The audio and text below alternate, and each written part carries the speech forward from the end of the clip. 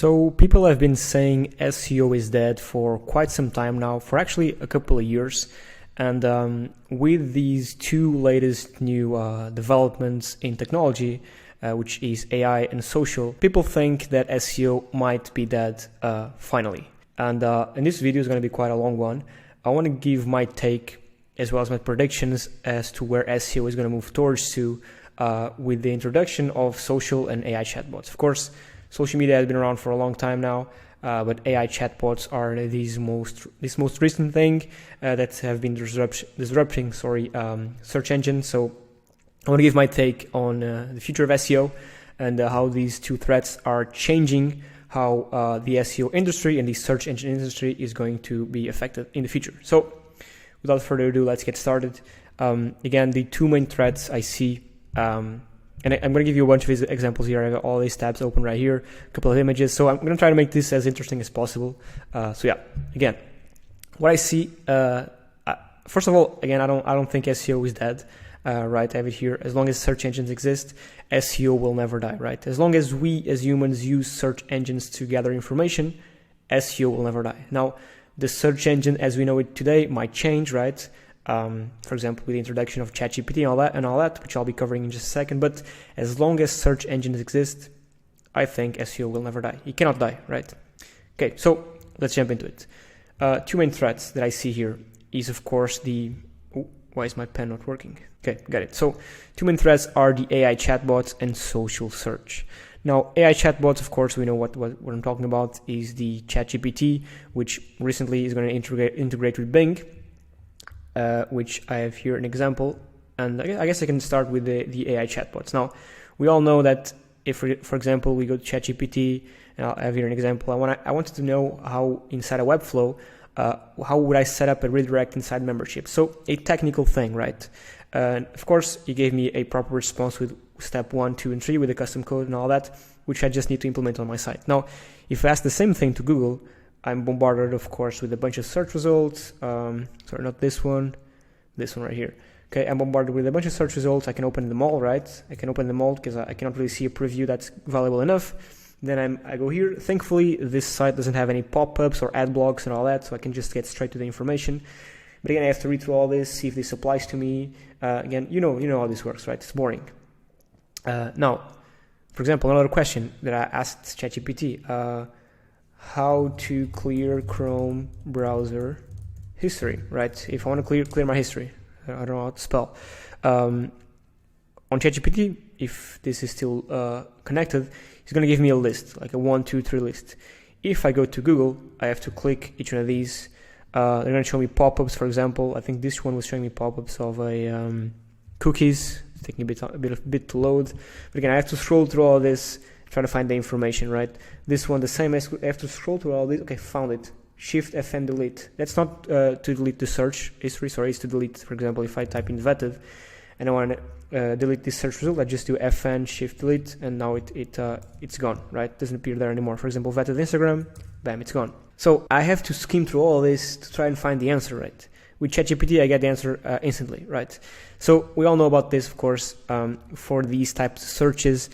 ChatGPT and Google's Bard are going to disrupt the search, right? Because it's much easier to do this. And so these AI chatbots, which will essentially be paired alongside the classic quote-unquote search, right? The ads and the results will be disruptive for these types of searches, for informational types of content. And I'll cover this in the reality section in just a second.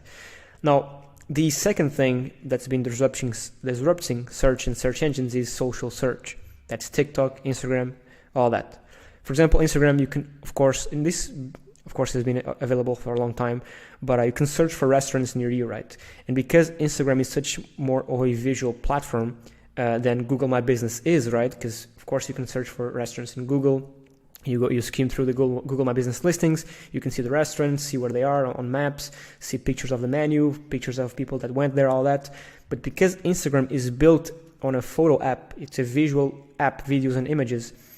Each one of these that you click, you're gonna get a much more visual experience. So it's much more pleasing, at least for myself, and I would assume so for the younger generation, to skim through restaurants nearby you on Instagram. Because again, if you don't go to a restaurant, You want to see how it looks like on the inside, see what the food looks like, see what other people that went there and that tagged the pictures of themselves in the restaurant saw, right? It's much more of a good experience to find restaurants here than on Google Maps.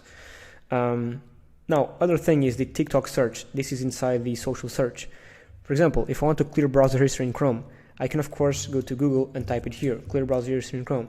I go here, I have to open all this, I can open this one, okay, I have it here, okay, it's easier here, but if I can go to the sites, I get bombarded with a bunch of text, boring, all this, okay, this is a step-by-step image tutorial, but it takes time to skim through all this, right, to find the actual one. When I can just go to TikTok, click this guy's video, for example, skim through it a bit, and in 3 seconds, I got my answer, right?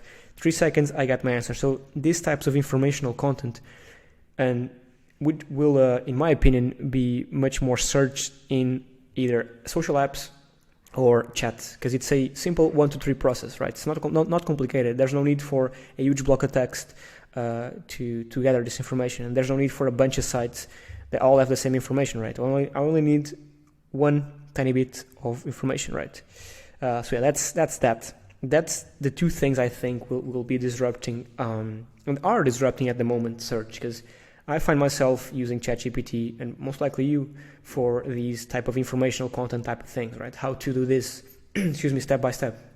I find myself using social search to find restaurants, to find other people's experience, for example, in museums and all that. I don't go to a museum site. I'll never do that. Instead, I go to the museum museum location on Instagram, for example, or on TikTok, and see what other people posted, like visual content, what they posted about that museum. It's a much more engaging experience and much more faster, right? Again, I'm not going to do an example here of a museum, but I think you can understand my point.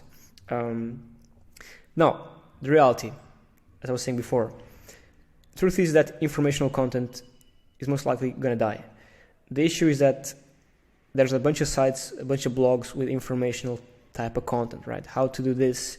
Here's my step-by-step list on how to create a engaging Instagram post with all these hashtags, right? Long-form content. If you're an SEO or if you use Google, of course you use Google, you know what I'm talking about, right? These long-form articles that can essentially be condensed in a step-by-step ChatGPT-like type of information. And the good thing about that is that even if the content that's here is not very well properly summarized by the chats, you can engage with the chat, right? You can tell him, okay, no, so expand on point number 2, then expand on point number 4. Okay, I didn't quite understand number 4. Can you do number 4 and pair it with an example for my own personal business, right? They're interactive, so it's not just about the summarization of the content on the SERPs, right, of all these blogs. It's not just about summarizing all these blogs with long-form content. It's about you being able to interact with the information present on all these blogs at once. That's one of the true values of AI chatbots, whether that's ChatGPT or Google Bard, right? That's, at least for me, where I see most of the value. And of course, simple how-to videos, for example, how to tie a tie, not how to tie a tie, but things that you would search on YouTube, for example, or on Google. How to reset my Xbox controller, I don't know. You get these long YouTube videos where you have to skip till you find the right part, right moment, because we all have been through this. Like, you search for a tutorial on YouTube, because you no longer even search for a tutorial on Google, right? Because you're going to get an article. And most of us, at least my generation, we want to get a video. So we search for it on YouTube now instead of Google. So we've completely left Google for these types of how-to content, and we'll go to YouTube. The issue is that there's a long video and you have to skip to a tiny bit of that video where you find the actual information. All of this doesn't matter, and all this doesn't matter. The beginning most likely is the guy saying, hey, what's up, my name is whatever, welcome to my channel, today I'm going to show you how to do this, make sure to subscribe, like the video, so let's get started. And that's like 1 minute wasted of your time when you only want to get the information. So this is going to be going away, because you can just ask ChatGPT and it'll give you a step-by-step list. Again, not just the fact that it's a step-by-step list, you can engage with it. And I see in the future ChatGPT platforms or this type of chats having video content, right? Some way in here, video type of content to accelerate the information gathering. And yeah, my prediction for the future is that search engines will of course change, right? I mean, we've seen it here, right? Search engines are changing and have already changed. Bing is no longer just the quote-unquote regular search results on a page. It has been divided in the middle and it has an interactive chatbot on the right. Now, I don't know if Google will do it like this, or if they'll include like the chat up here or down here, or how they will do it, right? But they will change. The appearance of search engines will change, and how we use them as customers will change as well. And then the ranking factors for chatbot rankings. I think they'll be changing as well, because, I mean, what I think is going to happen is that they will show you if you're an authority in the space. For example, if you take a look here at this video, this person right here is asking ChatGPT for the best places to snowboard in, let's see here, best places to snowboard for beginners, right? She could of course skim through all these articles and waste her time, or she can just of course it is what she's doing here, or she can just ask ChatGPT and it will give you, I think it's this one, yeah, it will give you the places right here. Sorry. Okay, give you the places right here, like 1, 2, 3, 4. And if you want, of course, you can have, if you want to read more about this place in specific, you can, of course, read the full article. Now, as you can see here, there are millions of sites on Google talking about this place in specific for skiing or for snowboarding, right? There's a million pieces of content. But Bing, is only showing the reference for one, right? So the trick here is that you are going to want to appear here, right? You are going to want to be this site right here, because there's a bunch of sites producing content for this, but they're only showing 1 or 2 as a reference, right? So you're going to want to be shown here. My prediction on how we do this is that you're going to need to become an authority in the space. So if you become an authority in the space, Bing will of course see you as a trustworthy reference they can link to their users on their chat GPT chat, right? So that's what I see happening here. That's my prediction of what's going to happen. I might be completely wrong, but that's my prediction based on my experience, based on how I use social media, based on how I've been using chatbots to find information online. That's where I see all this going. It's going to change, but I don't see SEO dying at all. SEO again will never die as long as we have search engines. So yeah, that's it. Let me know if you like these types of videos. I want to do a video every single day. Tomorrow I think I'm going to release one on a case study, an SEO case study. And yeah, by the way, before I go, I got to promote all this stuff, as you know. If you want to outsource or hire pre-vetted SEO experts, you can go to Vettted.com and hire them for their services here, for their skills via these productized services. For example, like Bradley is selling here niche relevant links for local SEO. You can also hire pre-vetted SEO experts for their time. For example, we can schedule a call with Bart right here, 15, 30, 60-minute call to pick his brain on anything related to SEO. And most recently, we released this managed SEO solution. So you gotta request access because we don't accept everyone, because we of course pre-vet the talent, the SEOs, but we need to also to pre-vet the clients. So you can request access, and essentially will be, if you're in, you can schedule interviews with SEO experts to hire them for a monthly retainer, right? So for them to take care of your SEO for you, all of the SEO, essentially full stack SEO. Take care of that all for you. Also, before I forget, this Chrome extension, Vettted SEO Helper, if you go to Chrome Web Store and type in Vettted SEO Helper, this extension is very cool. It helps you with all your technical SEO needs. You can essentially audit the site, check the H1s, H2s, all that. Just found out that we're missing an H1 here. It's cool. It's free. You can see the links, see the images, see the robots TXT. If you have a sitemap, all that, you can check it with this tool. Meta title, meta description, all that.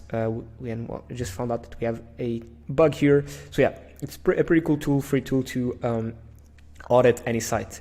And finally, the campaigns feature. This is pretty cool. I'll leave a link for this in the description. Essentially, we're trying to make it a free tool that replaces somewhat Ahrefs, right? You get access to, if you add your URL here, this again, this is free. You can see organic keyword rankings, the top keywords, the backlinks, the top pages, top competitors. By the way, if you you can put any URL you want here. So you can put the competitor URL, and you can essentially track their backlinks and replicate them if you want. So pretty cool tool. This video has been going for a long time now, so I guess I'll shut up right now. Thank you so much. Make sure to subscribe, like this video, and I'll see you on the next one. Cheers.